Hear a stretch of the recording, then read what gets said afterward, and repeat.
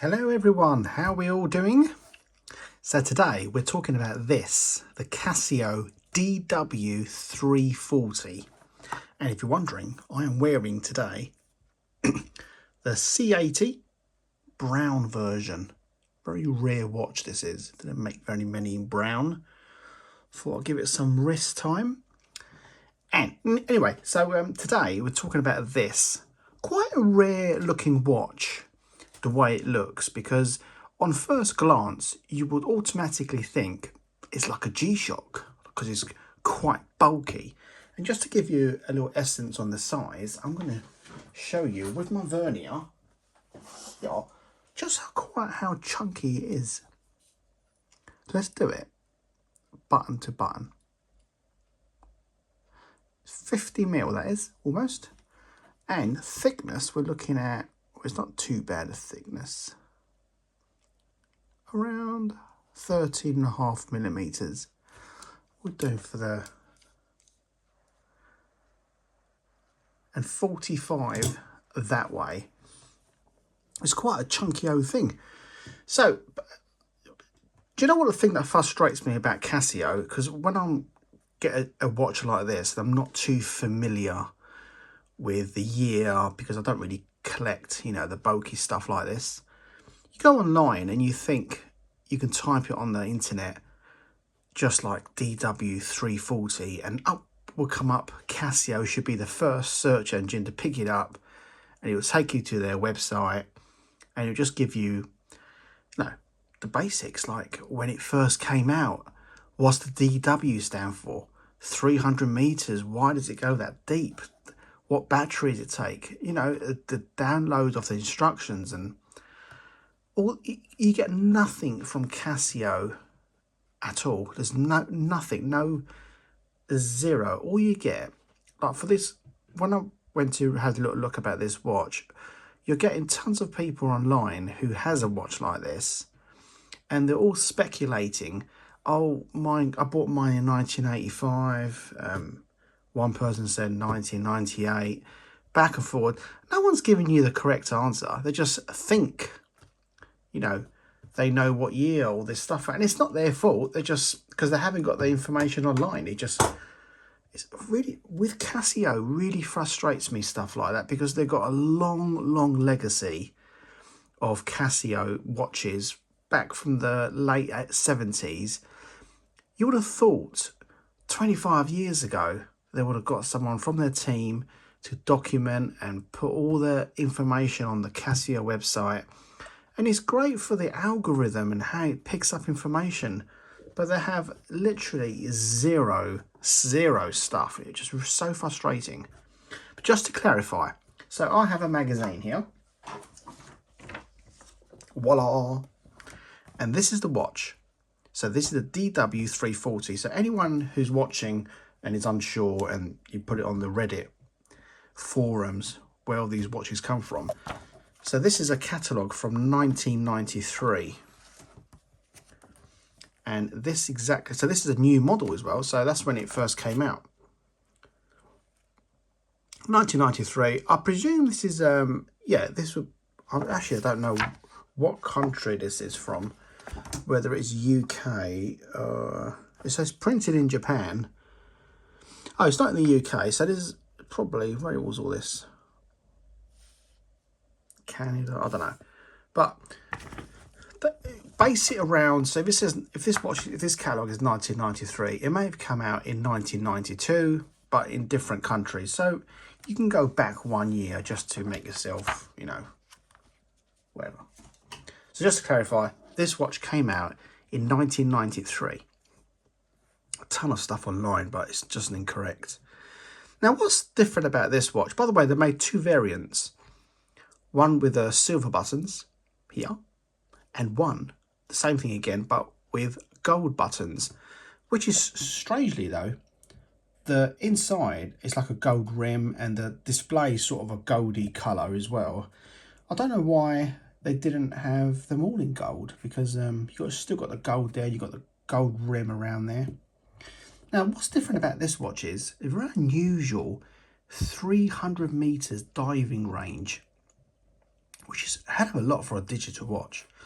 I thought that was a lot, so I went on Google and typed in the deepest depth of any watch can travel, and I was quite surprised because it did say that the deepest depth for a watch was 11,000 meters. That's 11,000, and it was by a Rolex Deep Sea Special Watch, and they actually fixed it against a submarine, and it went down that far. I don't know what would happen if they went down a bit further. Would it implode? I don't know.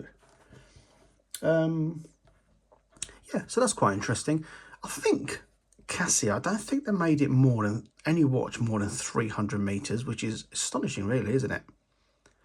Now, buying these is quite a rare watch, these, because a lot of these, because all this part here is quite raised and bulky, and these text here are only etched on the plastic itself, on the resin.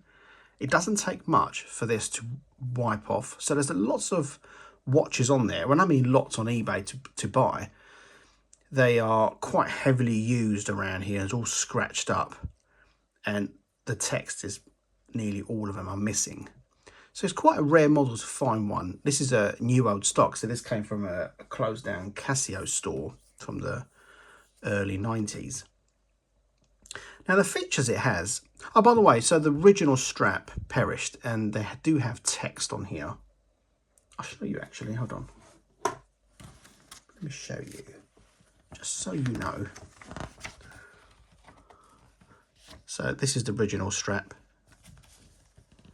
Just got water resistant, chrono on the top there.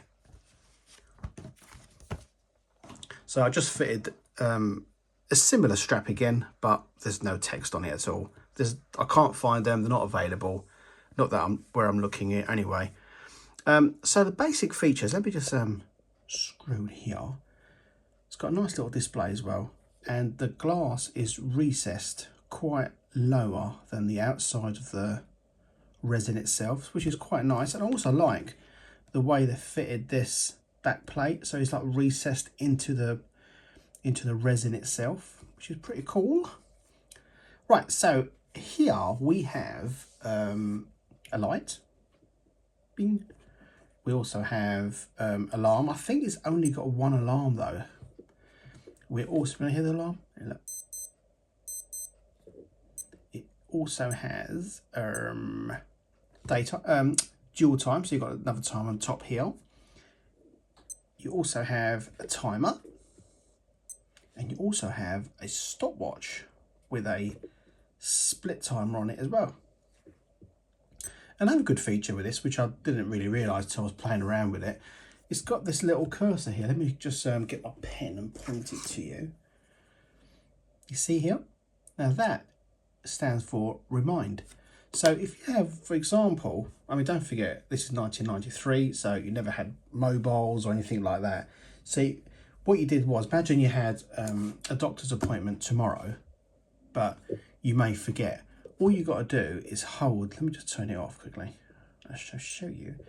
So you have a little reminder there. So if you had a doctor's appointment tomorrow and you wasn't sure if you remember it, what you do is you hold this button in here, and up flashes this cursor. So when you wear it on your wrist and you want to have a little look and you see the flashing cursor, you automatically remind yourself, doctor's appointment tomorrow. You turn it off just by holding that in. And I think that's it. Let's have another look. Stopwatch, daytime. Oh, we've done the stopwatch, didn't we? Stopwatch. Yeah, it's quite a nice watch. Out of all the bulkiness, this is probably my, probably a go-to one that I will actually wear. It's quite nice. Let me put it on my wrist and I'll show you what it looks like size-wise. And we've got 1,000 module on this as well, which a lot of other Casios share that. So it's a good size. If you're not really a G-Shock type of person, you know, I highly recommend this. I like it also that these buttons here just stick out quite a bit, don't they? Yeah, it's pretty nice. They made another one as well, which is not so much in your face, called a DW-340. It is similar and more roundy in size, but this is more, you know, more really bulky. But it has to be because it's like 300 meters. And yeah, and that's it for this. If you want this, by the way, I'm selling this. This is on my website. Let me write it down for you because people seem to be forgetting. www.casiold.com. Thanks for watching. You take care.